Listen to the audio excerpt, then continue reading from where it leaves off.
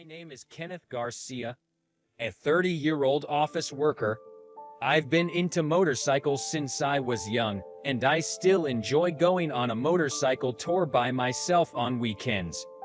When I was younger, I used to ride with friends, but some of them quit due to various reasons and others became so busy that they hardly have time. But for me, who works as an office worker, this is precious time. One day, I took a long way around without using the highway and went to eat ramen, which has good ratings. As I went into a road with a good view, I stopped to gaze at something that caught my eye. There was a man standing alone, with his motorcycle parked on the roadside. There's nothing around. Could his bike be broken? I parked my motorcycle behind his and spoke to him. Is it broken? It was running well, but since I filled up the gas, it's been acting up. The man seems to be in his late 50s, well-dressed and grounded rider. He might be one of the so-called return riders, who loved motorcycles when they were young and have recently started riding again. You didn't accidentally fill the wrong gasoline, right? As I looked into the engine and asked the man, he said there was no problem with the gasoline. Are you familiar with motorcycles? I'm actually a salesperson, so I'm not an expert in motorcycles, but I do know some. Motorcycles and cars operate on the same principle: gasoline, electricity, and air. He says the gasoline is fine, so could it be the electrical system or the battery? While I was looking for the battery, a plug cord that was dangling loose caught my eye. Could it be this? Maybe it got unplugged when you refueled. I plugged the plug cord back in and started the engine, and a healthy engine sound echoed from the muffler. Thank you. You saved me. I thought I would have to call the road service, but I was actually reluctant to do it in the middle of nowhere. The man wanted to thank me by treating me to a drink, but there was not even a single vending machine nearby. I politely declined, saying I hadn't done anything big. But I can't just let you leave with your hands dirty. If you ride a bike, this is normal. No big deal. As I said that and wiped my hands with my pants, the man smiled pleasantly. Thanks to you, I'm saved. Thank you very much. Being praised face to face made me shy. We exchanged handshakes with a wish for safe driving, and I parted from the man who seemed reluctant to say goodbye. The more enjoyable the weekend is, the more gloomy Monday inevitably becomes. With a completely different atmosphere from yesterday, I headed to the office. Although my sales performance is not bad at all, my promotion is really slow because of my boss, Chief Davis. He is a rare example of an old-fashioned who runs things his way. Buttering up him is much better than bringing in contracts in order to promote. I don't think I should have to distort my way of life that much, but those below cannot choose those above. The salary of office worker is something like a fee for patience, so it would be good if we could enrich our lives in our private time. Now, I've completely given up on promotion and have been taking the approach of going with the flow. But, just as I was settling into this mindset, the roar of Chief Davis, the problem, echoed throughout the office. Hey Miller, the date on this slip is wrong. Diana Miller, who is in charge of accounting, stiffened and apologized in a small voice.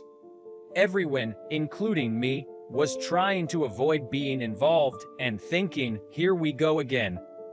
Didn't I tell you to check it properly? How many times do I have to say it? Chief Davis stood up and walked to Diana's desk with the slip, nagging her the whole way. As he brushed off Diana's hair with the slip, the burn scar that she was hiding came into view.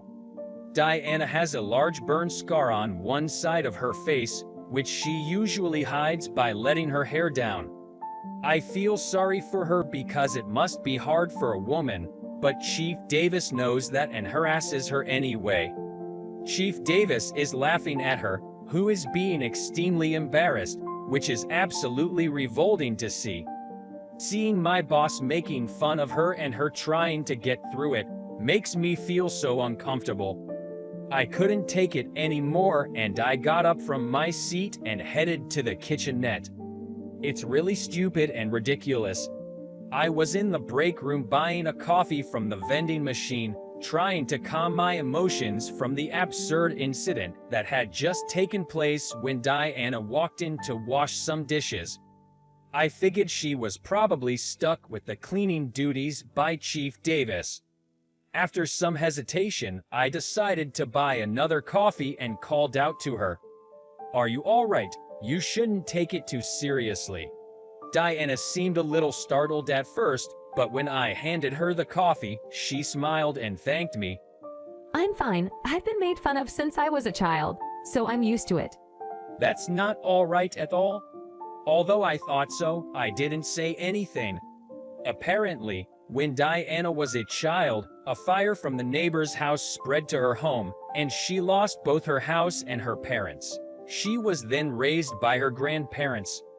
The burn marks on her skin are from that incident, and she says she survived only because her mother shielded her. Seeing Diana smile, saying I'm content with just being alive, made my heart ache even more.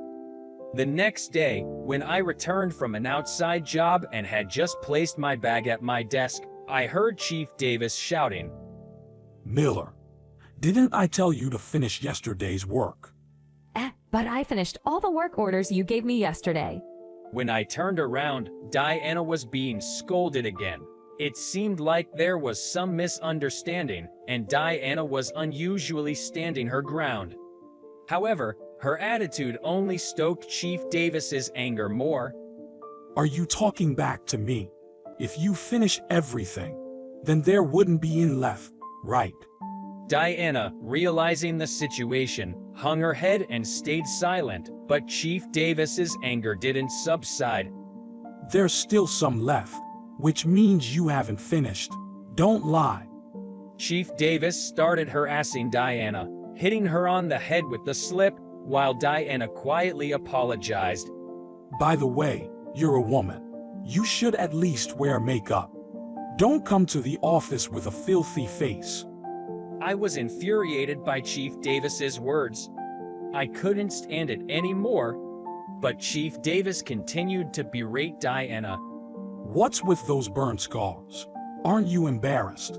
If you can't work properly, at least try to look more feminine. I recalled the story I heard from Diana yesterday. She lost her parents because of that burn.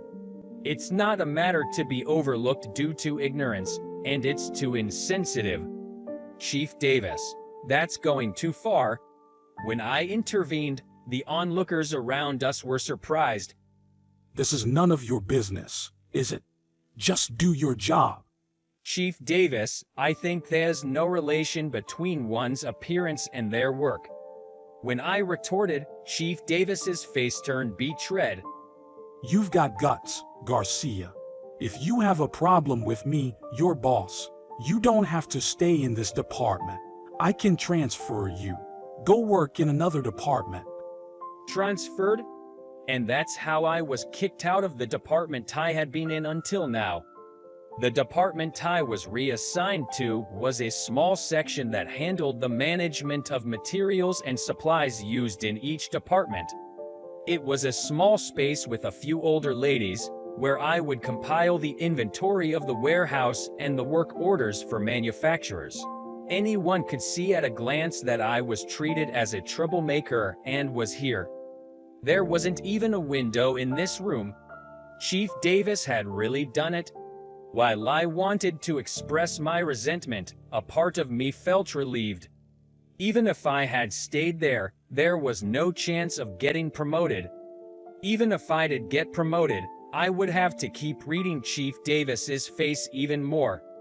I don't think I could stand it. Sooner or later, this would have happened. Maybe I should seriously consider changing jobs. Since coming here, I've been thinking about my future, and one thing has been bothering me. Is Diana going to be all right from now on? With me standing up to Chief Davis, the others will likely turn a blind eye even more.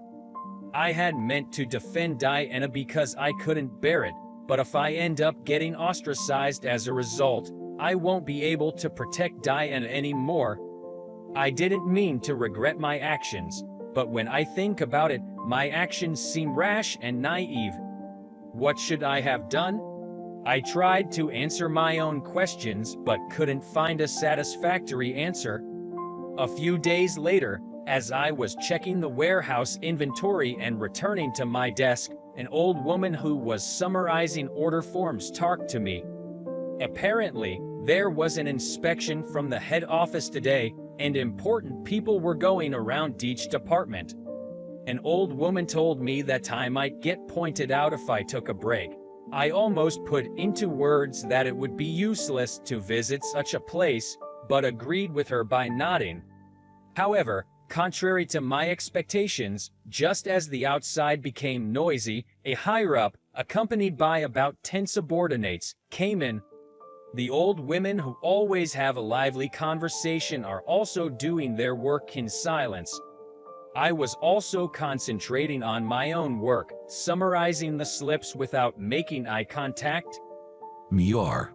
Suddenly, I was talked by them and I stopped my hands and raised my face.